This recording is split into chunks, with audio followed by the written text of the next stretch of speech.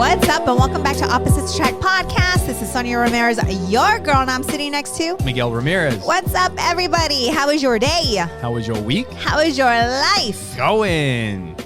And today, this podcast is brought to you by us again. Not by Rockstar. Maybe one day they'll sponsor the show. But this time it's brought to you by us. Make sure you guys go to oppositesattractpodcast.com. And when you go there, you'll be able to see our podcast there. You can watch it. You can listen to it. You can follow our social media. And you'll see a link that says support the show. When you click on that, you'll see the ways that you can support the show by going through Amazon and purchasing things through our link. It doesn't cost you anything extra, but it helps us out. You also see a link to Trust Inc., which is our notary signing company. If you guys are buying a house, you guys can check that out and request us. He's just doing all the advertisements today. For your loan signing needs.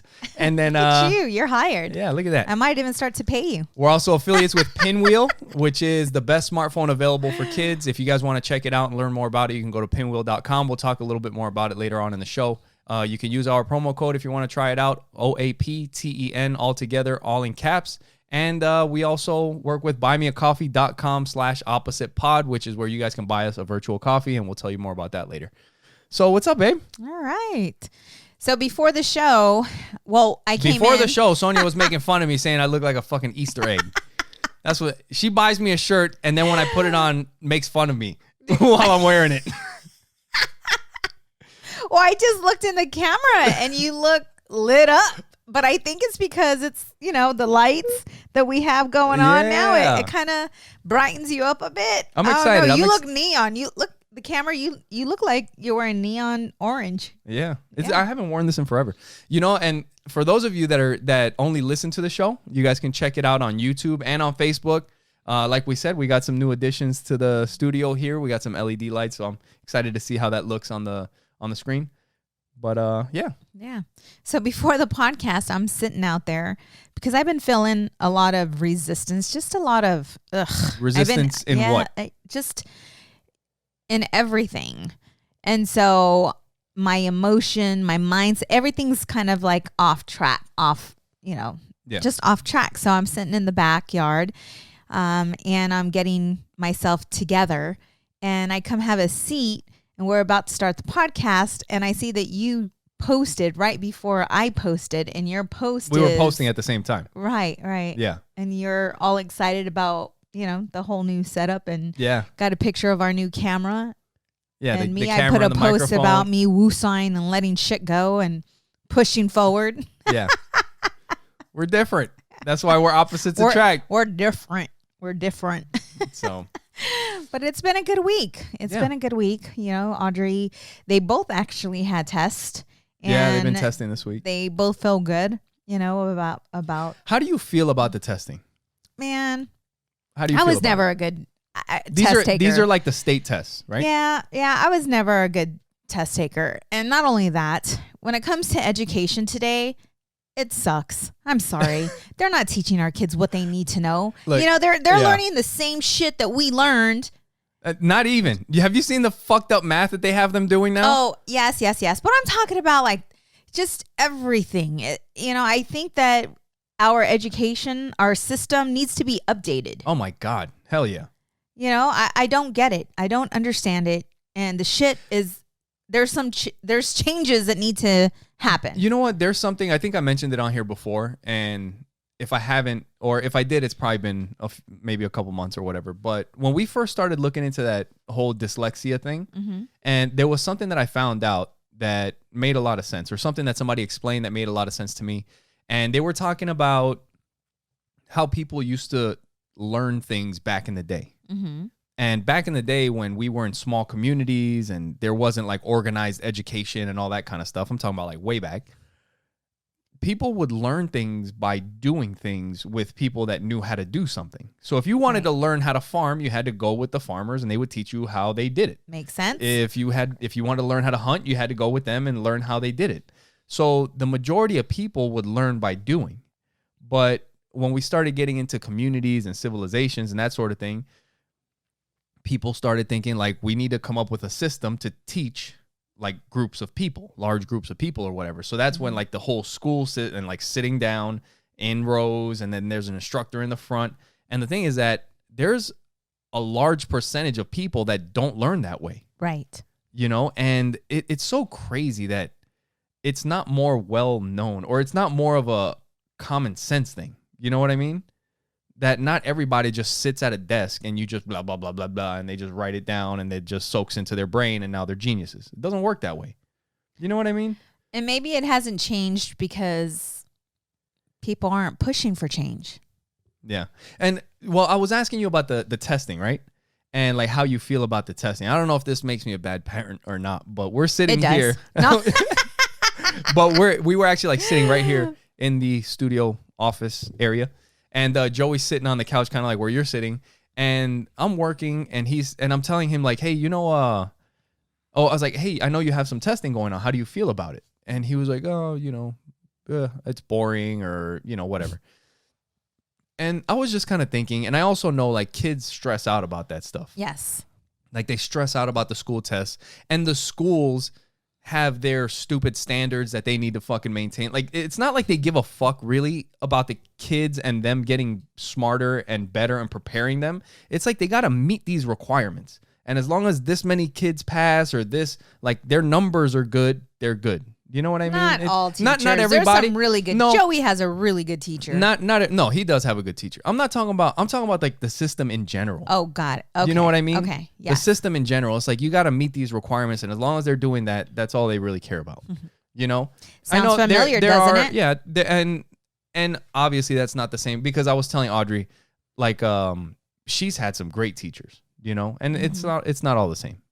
But I was telling him, like, because it's such a big metric for the schools that they put pressure on the kids, like to do well on the test because it reflects on the school and this and that. And I'm just like, dude, don't stress out about it. Mm-hmm. Just do your best, because I know some kids don't test well, like you said. Right. Doesn't mean that he's dumb or whatever. He just may not test well. Right. So I told him, I was like, dude, just do your best. But I did get into some other stuff. And I'm like, we've told you that the most important things are reading, writing, your basic math, adding, subtracting, multiplying, dividing, a little bit of algebra, just to mm-hmm. kind of learn how to think properly and logically and that sort of thing. I was like, besides that, you don't really need much else. The rest of it, you will figure out as you get curious, as you need to learn it. Dude, I'm dead serious. You remember the whole sine, cosine, tangent bullshit in school? Have you ever learned what the hell that's for? No, you just learn. There's a lot of things that we learned that we don't use. No, but you just learn how to do the formula. But after like 6 weeks after that class was over, you just forget what that shit's for, unless you use it for work or some shit. And 99% of people probably don't use it for work. I used that shit once in my life in this house after high school when I was trying to build a fucking slide for Joey's bed. The one time. And you know what? I had to relearn it all over again. And I looked it up on YouTube. I'm like, what's the fucking formula for the angles of this shit and that? And then I start seeing sine, cosine. I'm like, oh, that's that shit from high school. And I had to relearn it. Yeah. You know what I mean? It's like, who gives a fuck, really? Yeah. Up until 36 or whatever, I didn't need that shit. Right. So I told him, I was like, don't worry about it. I was like, but the stuff that you do need and the stuff that you fight us on is the stuff that you're going to need for the rest of your life. The reading, the writing, and the thing is that kids today now, they'll also say, well, I don't need to know how to read or write. Like Alexa's going to do it for me. Or I'm sorry, probably set off somebody's shit right now. But, like it's going to do it for me, or I'm just going to ask it. And I'm like, yeah, well, you still need to know how to read and write. Like you should know how to write properly. I mean, you look at just on social media, look at how a lot of people write. It's all fucked up. Like you tell somebody to write a proper something to send to somebody else, and it's not good anymore. You know what I mean? So that's a good skill to have. So now I know where this came from, but why the other day did he tell you? He's like, school doesn't matter. Joey said, did you know that we can drop out in 5th grade? Oh. I'm like, what? I know, you told me that. Yeah. I was like, what the? Now I know where it's coming from. Daddy says we don't need to know any of this shit. No. You know what? There's way better shit that they could be teaching them. No. Way better. Yeah. Oh. So, anyways. But yeah. So, man, this week has just the things that the kids bring up sometimes, they just catch you fucking off guard. Like when he's telling you that he could drop out of school in the 5th grade. So next year might be Joey's last year of school. We'll see what happens. Well, since we're on the kids. Right. So I believe it was last night or maybe the night before. Joey's in the shower. This kid is taking over my bedroom, our bedroom. He sleeps with us still, right? He uses our bathroom as if it's his bathroom. He showers in our bathroom. I mean, he's taking over. Anyways, and we're allowing him because he's our last baby. That's it. Anyways, so he asked me why you guys have balls. Mom, why do I have balls? Yeah. I'm like, you need to go talk to your dad about this one. Oh, my God. Yep. I'm like, because I don't have balls. That's how he said. Yeah, him and his friend, they say it in a way that's like balls because they think it's funny. Did he come to you? Did he ask you? And how did you respond? And that is a question that is tough when you get blindsided by it. Like you just I'm sitting here freaking working, editing videos or doing whatever the hell I'm doing, trying to focus. And all of a sudden Joey's like, Dad, what are balls for? And I'm like, what? Like, what do you... Where did that come from? And then I was like, did your mom tell you to come ask me?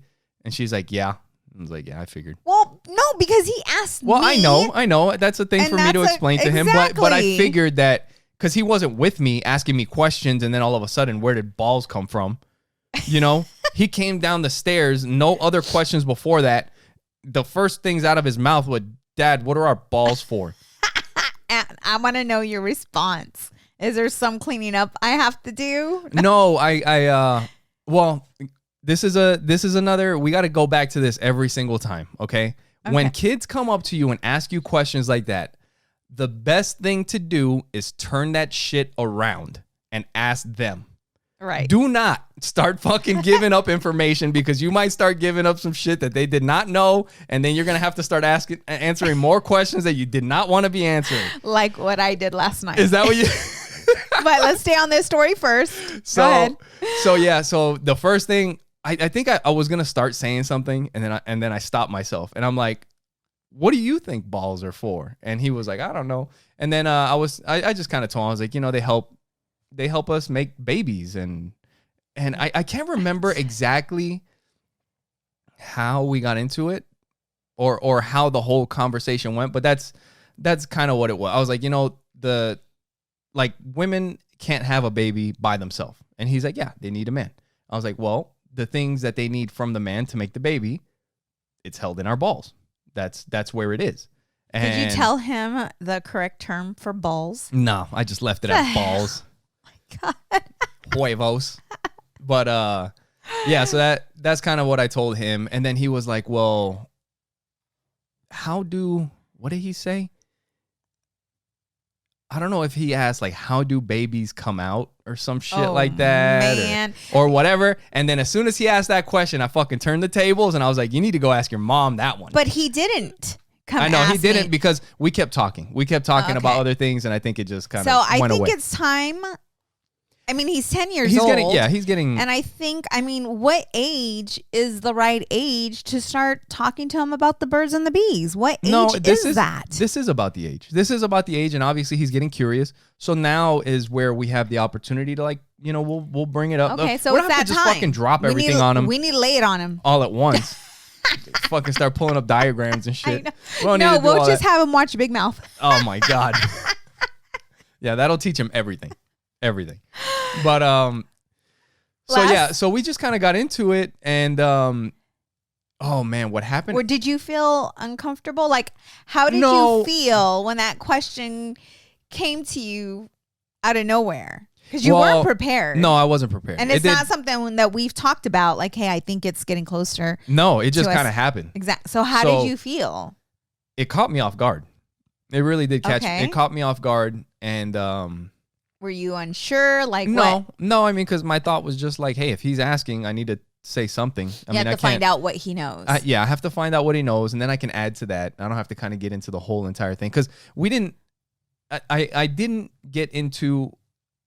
I can't remember exactly how I explained it, but I explained to him like what the balls do. Like they make, I didn't tell them they make the sperm, but it's just like it makes the stuff to make the baby because the women need both. You can't do it by yourself or whatever. Okay.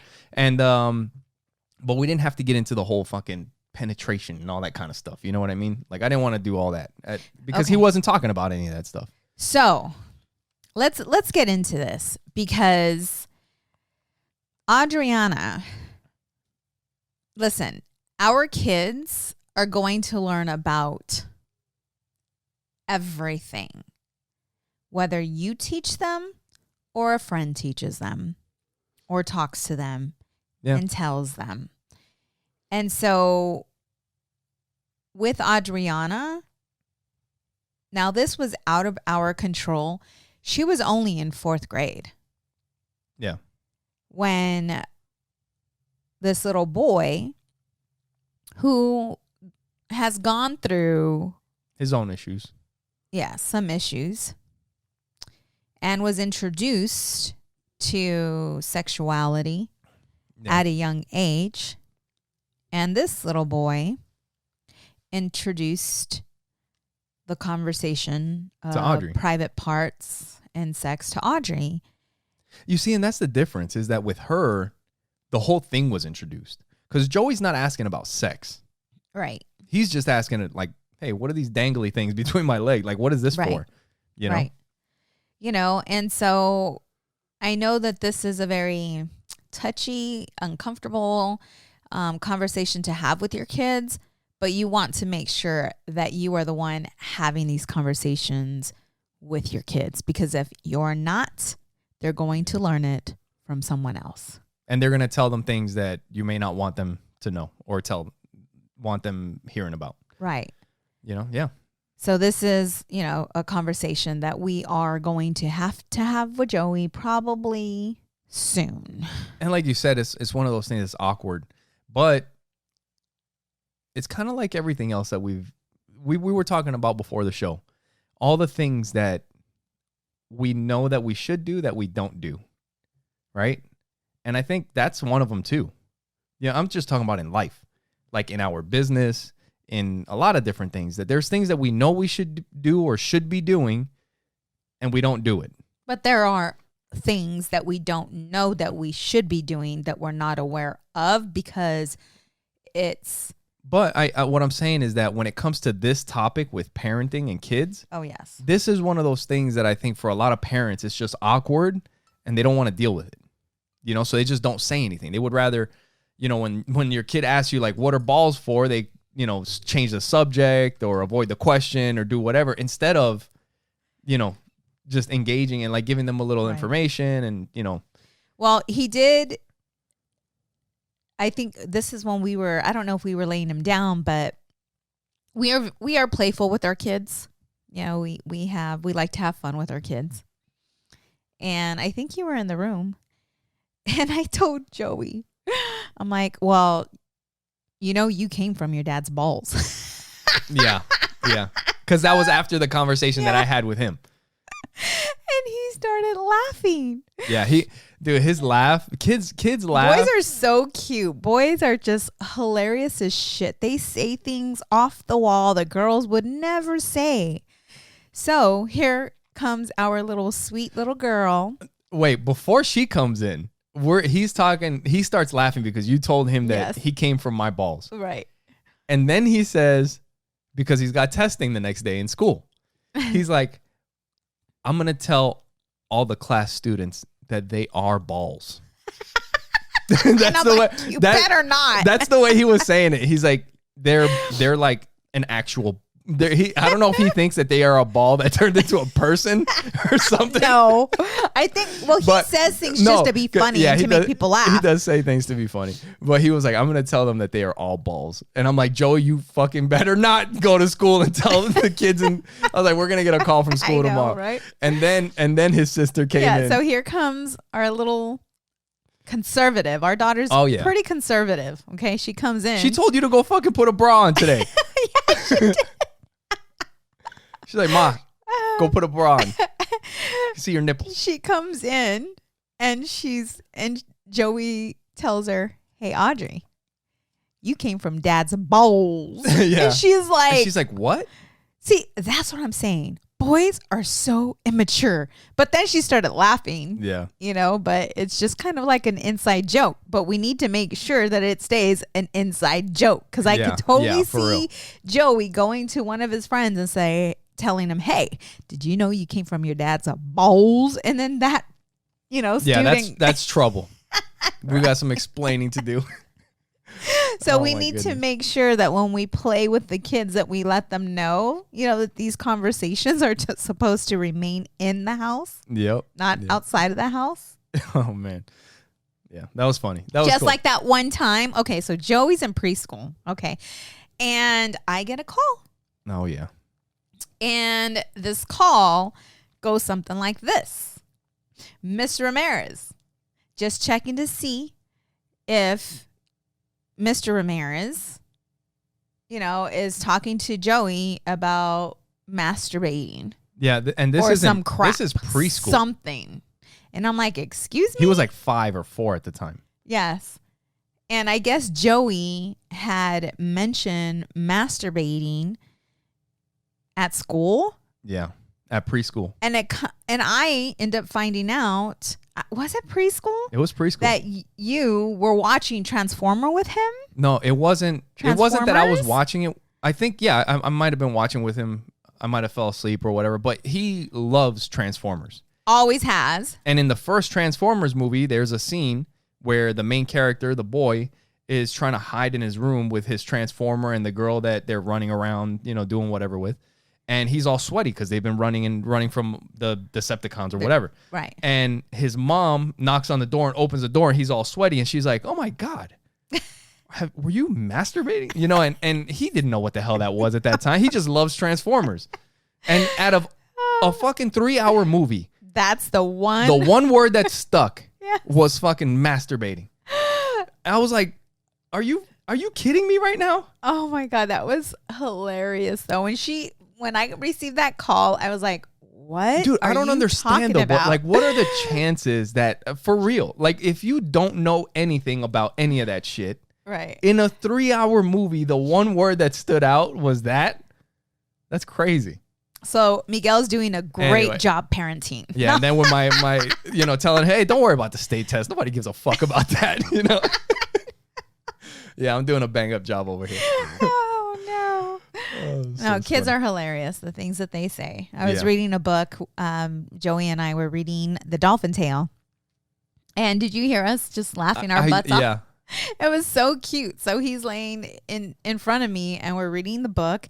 And one of the moms is explaining how sad she is because her little boy, has grown so fast. And how did he read that part to you when he came in? And she's like, it's so sad. They grow up so fast. Next thing you know, they're your little boy. And now, they turn into this ugly man. And he just thought that ugly, that was smelly. Yeah. He thought it was hilarious. Started laughing. And even though Joey's 10 years old, spending that time with him, right? Because it's having that time. And I am very grateful and blessed that, that we have our businesses to, that allow us the time to sit and really take that time with them. Yeah. And, be able to read books and collaborate and, last week you were talking about a moment where Audrey was asking you to go read with her in her room, right? Yes. And I was hanging out with Joey on the couch. We were talking about that last week. You guys can check that out. And I made a clip or in that part of the podcast, we were talking about taking advantage of those moments when they present themselves. And it might have been that same night that we were talking about balls and all that stuff. But at the end of the night, like we were at that time, it was kind of getting late. We were wrapping up. We were all showering and getting ready for bed. And Joey laid down. And like we've talked about here on the podcast before, like he's a kid, like he loves affection. Like he likes hugs and kisses. He's like his mommy. He loves snuggling. Yes. And I've told you, like when I was a kid, I love that too, And I still do. And but he wants both of us to lay with him and hug and snuggle. So that night, you lay down and you were snuggling with him for a while. I took a shower and I wrapped up and I laid down with him, and we just laid with him for like 20 minutes. Just no talking, just hugged up like he was in the middle. Yes. And it was just the three of us. You know, those are the moments that you will never get back. You know, like once they get to a certain age, I mean, you hear that once they become teenagers, that is not something that they care to do. And you and I, it's very hard for us to even think that one day he's not going to want our affection. It's hard for me to believe that, especially because we are such an affectionate family. Like, how is that even possible? You know who we need to ask? My godmother. Because my cousin is to this day still very affectionate. Like, that's just how our family is. But he was a teenager at one point, and I wonder how he was, because he was affectionate as a kid and he's affectionate today. But I wonder if it'd be interesting to find out, like, if there was a period during the teenage years where maybe he wasn't as affectionate. Well, I mean, Audrey's 12, and you know, we thought that she was going through that transitioning time. Yeah. But it wasn't that. It's just something happened in her life that caused that to happen. And we I don't know if or we maybe it was a about combination of both. But I mean, even today, like, she is still very affectionate. Yeah. You know, like with you, it's changed. Yeah. But she still plays with you and chases you and wants to beat you up. But that's her showing you that she loves you. It's just not all the hugs and kisses right now, but I can see that coming around, because she still gives you hugs. Like, she still, I've seen her chase you around these past days more than she'll me. Jump and on normally, my back. Yeah. No, my relationship with Audrey, with our daughter, has changed so much over the past, I don't know, like 4 months, 5 months, 6 months, something like that. Yes. You know, it's just completely changed. And man, I don't know if you guys can hear the plane. It sounds like it's freaking flying right over our house. Maybe because it is. But yeah, it's just completely just 180, because before it was like she was pushing me away and she didn't want me getting close. You know, like I talked about, it was the hugs with the elbows in so that I can't get close to her. And now, you know, it's almost like it's back to, I mean, now when she runs up to me or whenever she, like this morning, I told her, I woke up and I was the first one awake. And I'm down here doing stuff in the office, paying bills, doing my thing. And she comes down the stairs. And as soon as she comes down the stairs, she's got her hands up. Like she's ready to box. Ready to fucking fight. And I'm like, really? She's feisty like her mommy. I'm like, really? You wake up first thing in the morning, you're going to start punching your dad? You can't, like, good morning, dad. Here's a hug and a kiss, dad. And then she comes and gives me a hug and a kiss, you know? Right. But it's changed, you know? Yeah. And I think that those are the things that hopefully our listeners, you know, if you're going through this transition, that you become aware of. Because if you're not aware of this transition, it can take you and to a place like, because for you, it was very challenging for you, because you were used to your little girl giving you hugs and kisses. And, you know, I remember that it wasn't an easy transition. No. But I think that the more we educate ourselves on it, because that's something that you and I have done when it comes to parenting, marriage, finances, we will find a book and read it together and talk about it. And that's the thing, is that instead of going our separate ways, right? Because sometimes when things get challenging in the home, sometimes the parents, instead of coming together, they end up growing apart. Yeah. You know, and with us, when things come up, we tend to stick together and figure it out together. And work it out together and discuss what we're learning together and things that we can do to change to kind of help them. It's like compromising. Yeah. And like you were saying, like for anybody that's going through this kind of stuff where, you know, your kid I think more than anything, daughter, right? Yeah. The daughters. Yes. Well, For Joey's me? only 10. Well, we'll see. Joey's We'll only see. 10. So once he starts going through puberty, Yeah. right? That's Then we'll when see. the change starts to happen. But what you were saying, like, I don't know if it's necessarily just, I don't think it, maybe it has a little bit to do with it. You know, the experiences that Audrey has had that affected her, that maybe is why she pushed me away at that time. But I think that's just something that all girls go through at a certain point, or yes. maybe not all, but most girls, because in the books that we've read, that's a phase in female or adolescent development. Well, yeah, because they're feeling things. So the situations that she went through probably added to it or changed it a little bit, but everybody's going to have to deal with it. And like you were saying, for anybody that's out there that's going through that stuff, just understand, you know, it sucks and it hurts, but understand that it's just a phase in a kid's life and their development. Yeah. And you're not alone. And the thing is, when they're going through that, that's the time that you want to be mindful of what's happening to them, what they're going through, what's happening in their brain, what's happening to their body. Why are they acting this way? And not holding grudges, because sometimes that happens. It hurts. You were going through that big time. Well, it's a struggle, because I knew, like, inside I knew that holding a grudge because of something like that, it's not right. But it still fucking hurts. I'm a human. You know what I mean? It doesn't feel good when you're getting pushed away, especially by your little girl. Yes. By your little princess. Yep. You know what I mean? So that's like one of the most heartbreaking things ever. Right. But understanding what helps you. How did you, let me ask you something, because there might be some dads out there that are going through it right now. What helped you to get through it? Because I recognize with you, rejection.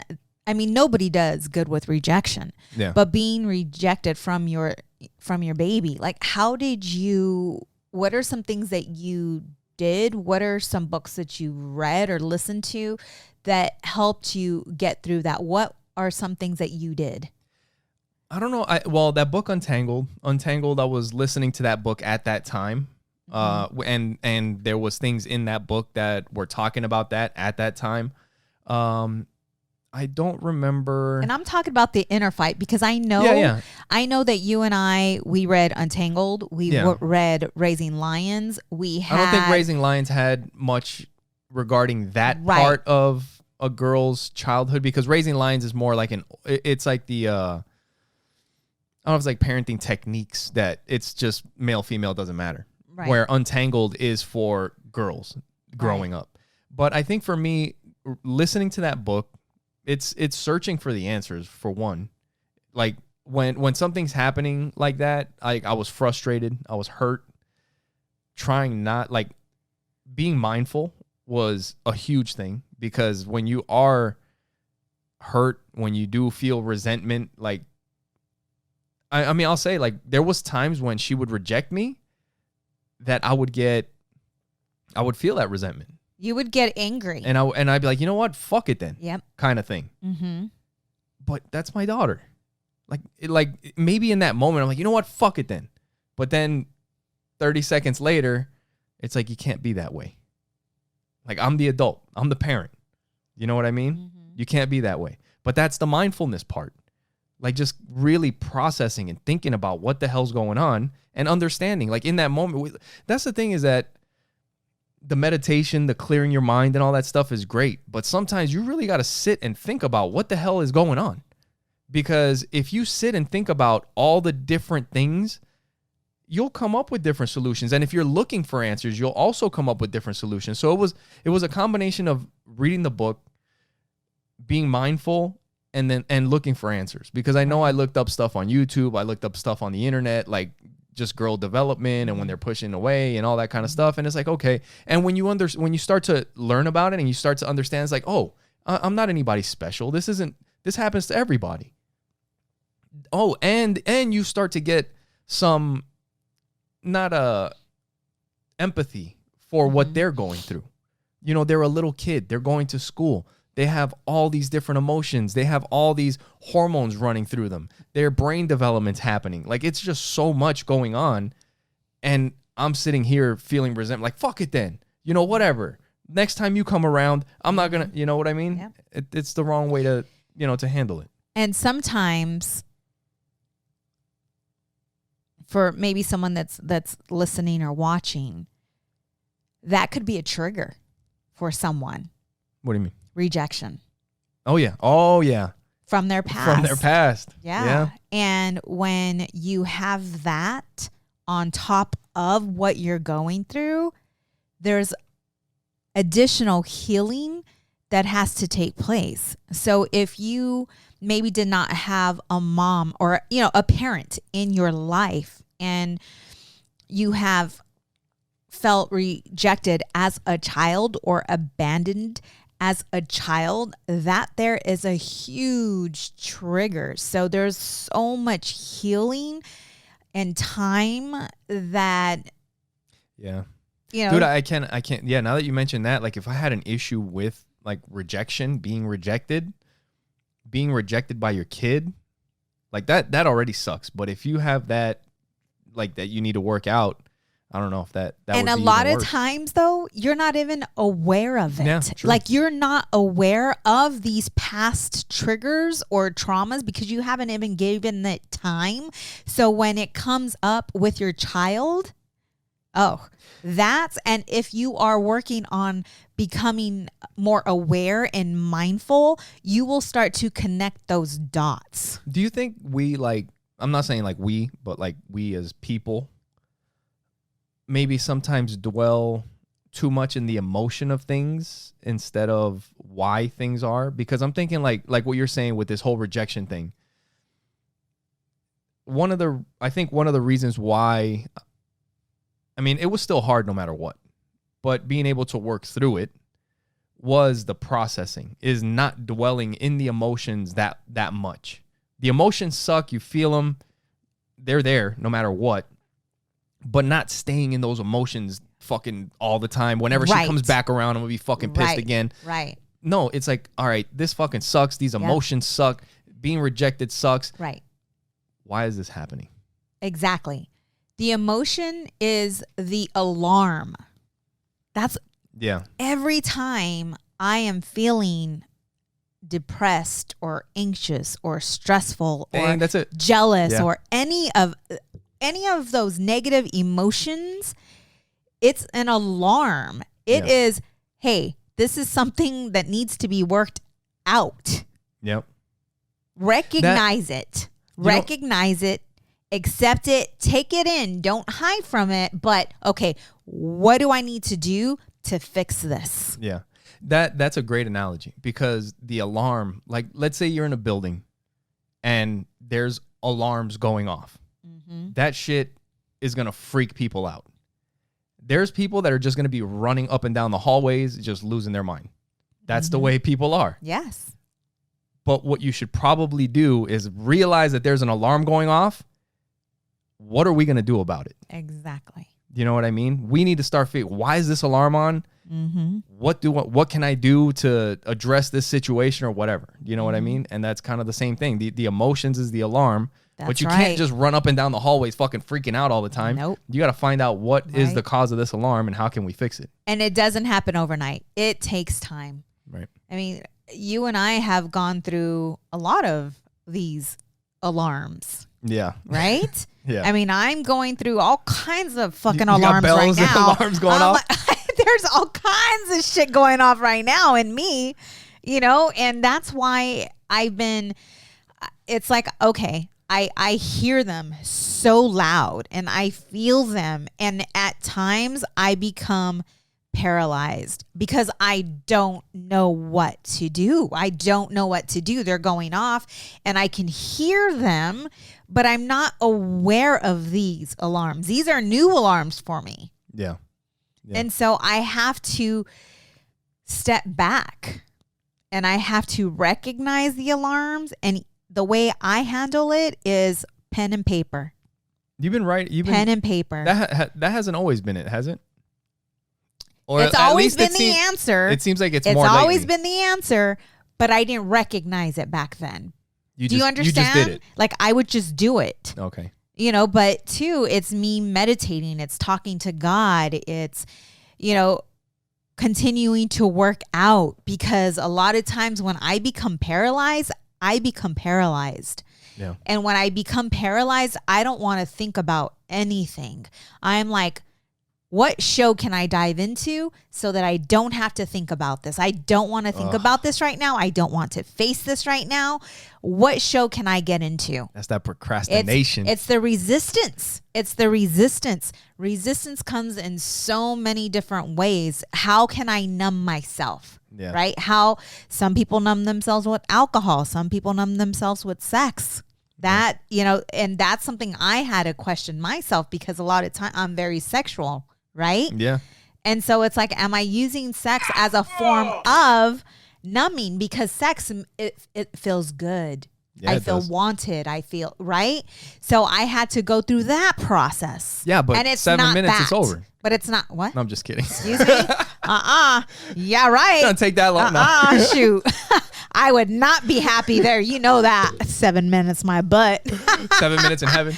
I am not a quickie. You know that. See, you just took me off. Sorry, babe. Anyways, I'll go with you. Anyway, so yeah. People have different things that they use to numb themselves, and mine is TV. Right? Yeah. I've talked about this before. Some people it's porn, some people it's sex, some it's drugs, some it's alcohol, food, shopping. Yeah. So many. So once you become aware of what it is that you go to numb yourself out, and that's another alarm. If you catch yourself wanting to drink, wanting to just step out, it's like you're wanting to not think, you're not wanting to feel.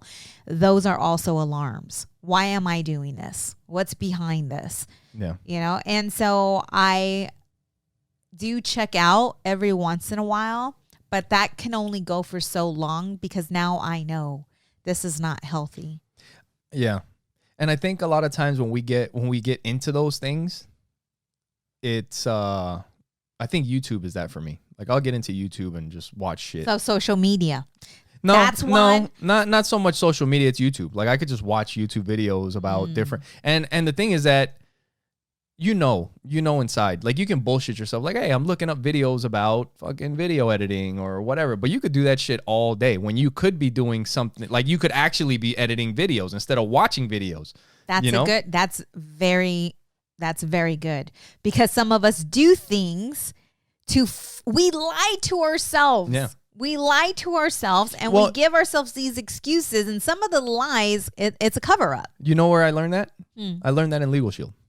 Because they taught us something, and this is great for anybody that's an entrepreneur that has their own business, that they have to get themselves going, and they taught us about our RPI, revenue, RPA, revenue producing activity. Yes. And a lot of times people will fool themselves into thinking that they're doing something for their business, or they're making progress. Like, I'm checking my emails, or checking your emails working on is versus not working in. Like, yeah, yes. you're checking your emails for your business, but that's not doing shit for your business. What you need to do is start sending emails. What you need to do is start calling people. What you need to do is to get out there and start meeting people. Like, that's the revenue producing activity. Not checking emails, not designing flyers. That's not going to do it. Right. That's the stuff that you do on your spare time. Right. But yeah, I think a lot of times we fool ourselves into thinking like, oh yeah, I'm doing something, but you're really not. Right. So it's just, becoming mindful, of those alarms and questioning what those are. And what I was going to say is that I think a lot of times we do these things because those things don't do shit. If you send out those emails, it's going to start a ball rolling of more shit. Where checking emails doesn't start a ball rolling of anything. Watching YouTube videos of editing something doesn't start the ball rolling on anything. You're just watching shit. You're just checking stuff. Mm-hmm. But when you send an email, now you might get an email back. And now you have to do something about the email that you got back. If you start editing and post something, you might get something back and you're going to have to do something about that. You know what I mean? It's a different, I think we do these things because we know that there is nothing that's going to come out of it subconsciously. I'm going to check my email instead of sending emails because I know that if I check emails, I'm not going to get emails back. I can just kind of think that I'm working on something and I'm checking my emails. I'm making pretend I'm productive inside, but not really. Where I know that if I start sending stuff out, it's going to make more stuff happen. And I may not want to deal with that at this moment because of how I'm feeling. You know what I mean? Okay. Yeah. Do you understand what I'm saying? Yeah. Like let's say we have all these guests that we want to get on the show, just for an example. And we have 10 guests. I know that if I send out those 10 emails, I'm going to start getting replies back. And the ball is going to start rolling. And the way I'm feeling inside, I'm not really motivated to do that. I'm not really to start responding and start scheduling and start doing all that stuff. I don't really feel like doing it. So instead of sending those emails, I'm going to make pretend. I'm going to just check emails instead, because I know checking emails isn't going to result to having to do more stuff. Right. That I don't really feel like doing right now. Yeah. But you're just bullshitting yourself. What you should be doing is sending those 10 emails. Well, that's why I mean, earlier I was sharing with you that the life we're living, there's so many people. Let's use us, for example. There are so many things that we want to do. Yeah. There are so many ideas that we throw at each other all the time, back and forth. Constantly. There are 2 books that I know that I'm excited about writing, and I've started writing, but I just don't know anything about writing a book. So I've looked up YouTube videos and stuff, but it's the resistance of being scared of failing, because I'm not used to failing. Yeah. Or, what if the books aren't successful? Do you see what I'm saying? It's all those, the negative thoughts behind it. But so many of us end up on our deathbeds with things that were never accomplished. Yeah. Because we were so scared of failure or scared of success. Yeah. And there's 2 lives we live. The life that we're living and the life that we never got to live because we weren't courageous enough to fight through the resistance and or the act on those things. Yeah. And yes. Yeah. And I'm so scared of being on my deathbed, wishing that I would have just done the thing that I knew God wanted me to do. Yeah. Because it's that strong. Yeah. The coaching, the books, the marriage counseling, just all of it. And I can see it and I can envision it. And the crazy thing is that we deal with these things, but then at the same time, we're trying to get the kids to avoid going through these things. We want them to get after it and not hesitate as much, as we do. Right. But we all do it. We all do it. Yeah. Some of us, that's why, I think it would be a great,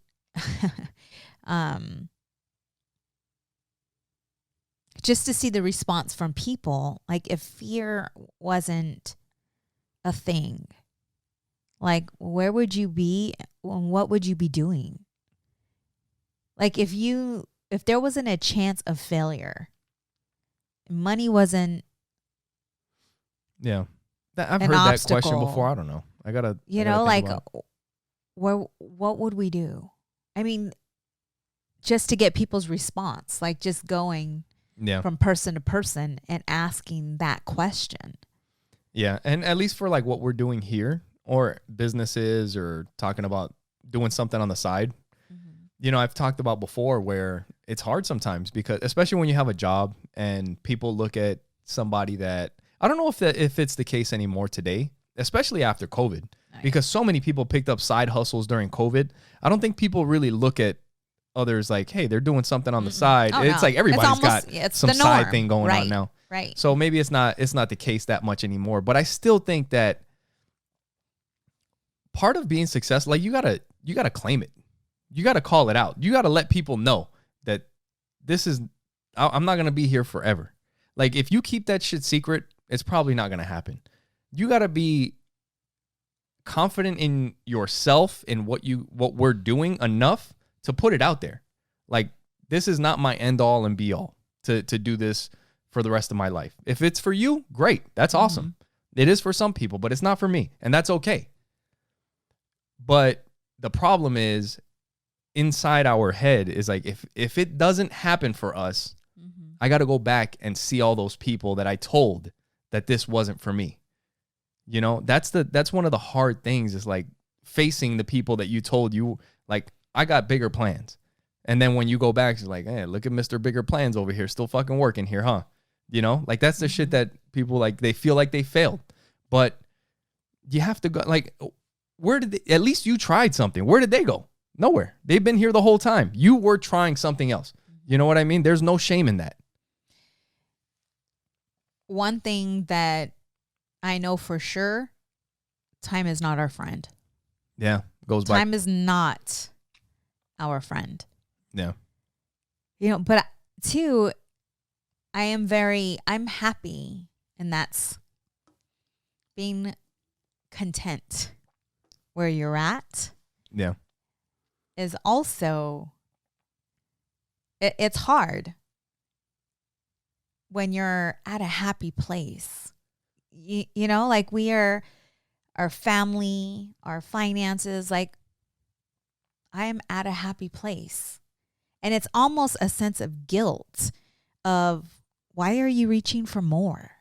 Yeah. You know, like the time with the kids to me is priceless. And that there is something that will handicap me, that will stop me, because they're only going to be little once. Okay. I want to get into something about that. And that could be an excuse. Yeah. Right? When they're at school, the time that I have, if I am not at a signing, if I'm not working in our business, I need to be writing. I need to be researching. I need to be putting that time to good use. Yeah. Because when they're here, I want to be here. Yeah. And that's the truth. So I want to talk, because you were saying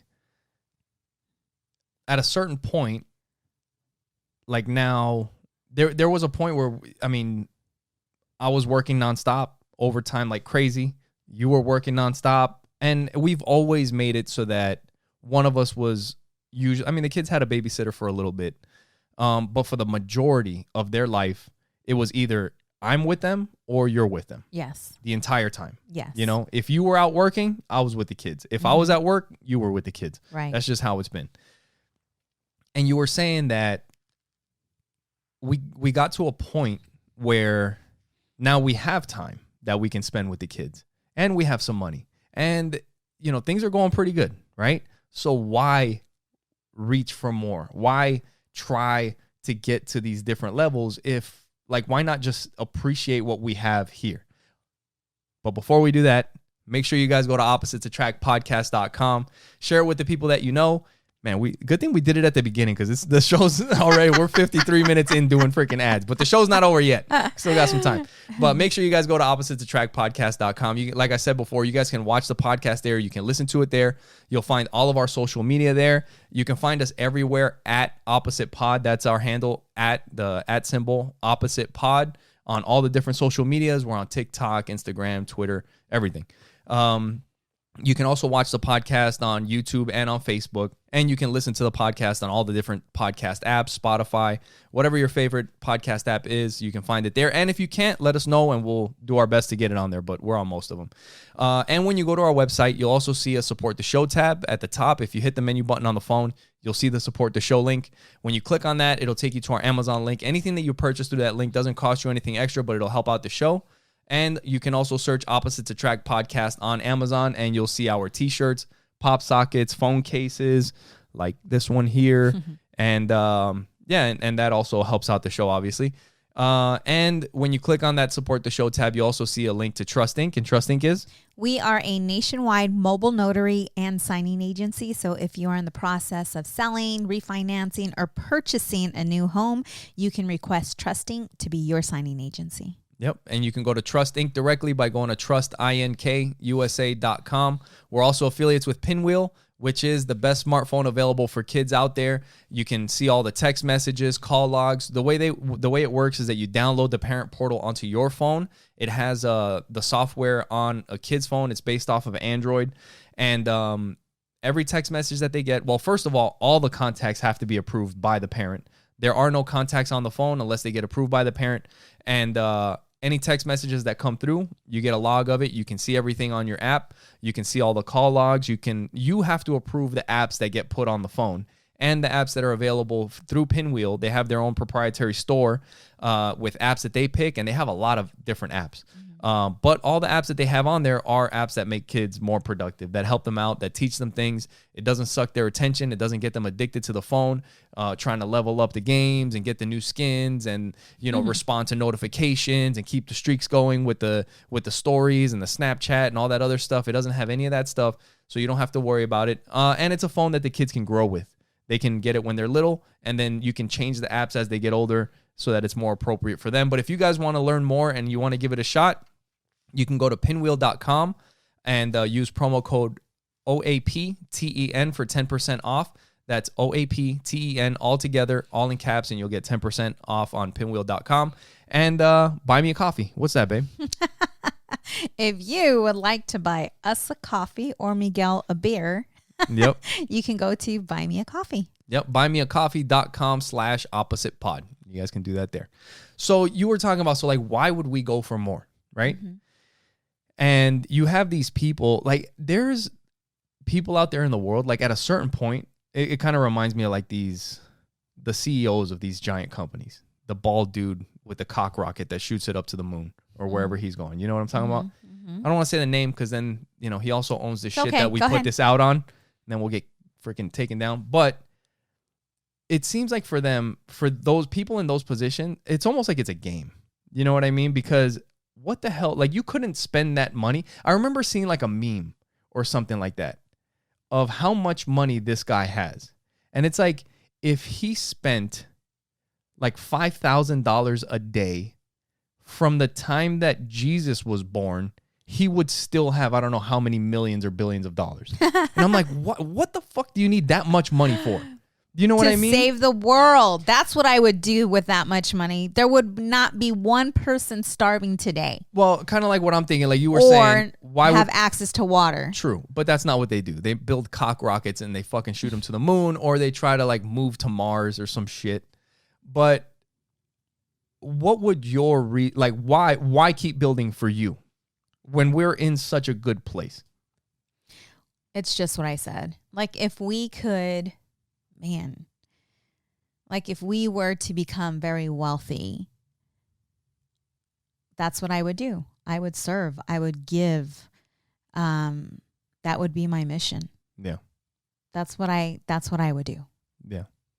Because our kids would already be, but I wouldn't want to give them everything. They would know what hard work is. Yeah. But I would show them what service can do for people in need, and how I feel that that's what we're here to do. We are here to serve and to bless others. Yeah. You see, that I think for me would obviously, that would happen. But my motivation, like what we were talking about, we're doing okay, right? We're doing more than okay. We're doing well. And the family's great. We have some time. We have some money. So why keep pushing? The thing is that we're doing okay. We haven't changed things going forward completely yet.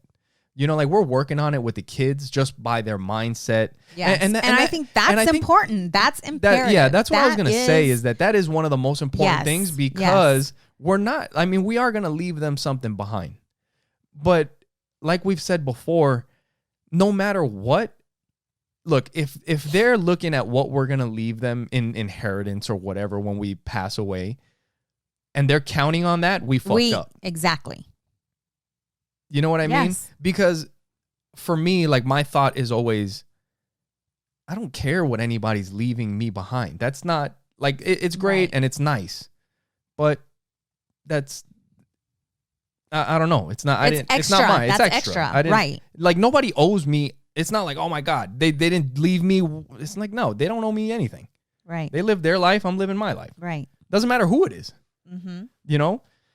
And, but I think just to build more, and I tell the kids this, all money is options.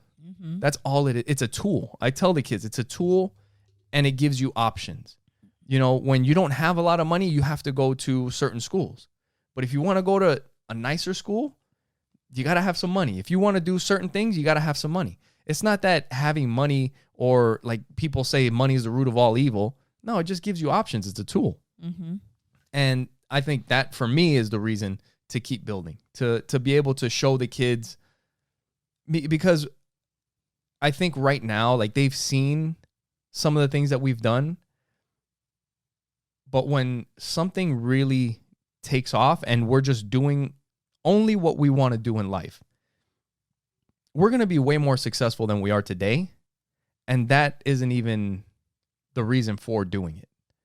The reason is the options is for us to be able to do whatever we want, whenever we want, with whoever we want.